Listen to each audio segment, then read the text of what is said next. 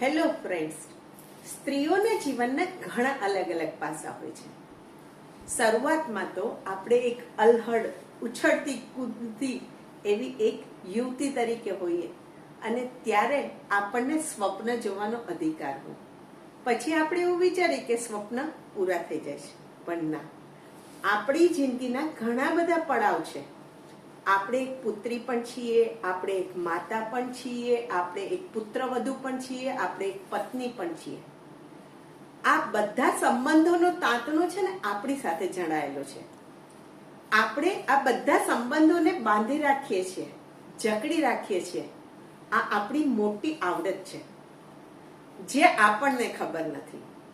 ક્યારે વિચાર કર્યો છે કે આપણે આપણા પરિવારના કોઈની બર્થડે ભૂલી ગયા હોય તો ઘરના બીજાને બર્થડે યાદ છે? ના, એ પણ ભૂલી જાય છે. કોઈની એનિવર્સરી હોય, કોઈની બર્થડે હોય, કોઈની કંકોત્રી આવી હોય, કોઈને મળવા જવાનું હોય, કોઈ સાચું હોય, કોઈ માંદું હોય, કોઈની ખબર પૂછવા જવાની હોય, કોઈને ટિફિન મોકલવાનું હોય, કેટલું બધું આપણે યાદ રાખીએ છીએ.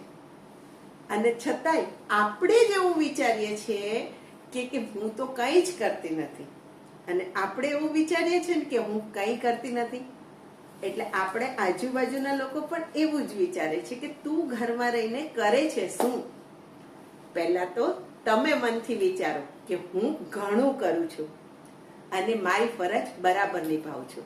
અને એ કરતા કરતા તમારી આવડત, તમારી કળાને પણ પ્રોત્સાહન આપો. અને એને પ્રોત્સાહન આપશો તો તમે અંદરથી પ્રફુલ્લિત રહેશો.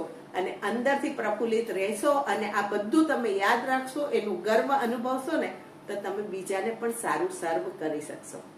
તો બધાની ખુશી માટે તમારે ખુશ રહેવું જરૂરી છે. આપણે પણ ખુશ રહીએ અને બધાને ખુશ રાખીએ. ફરીથી મળીશું, ત્યાં સુધી બાય બાય. જય સ્વામિનારાયણ.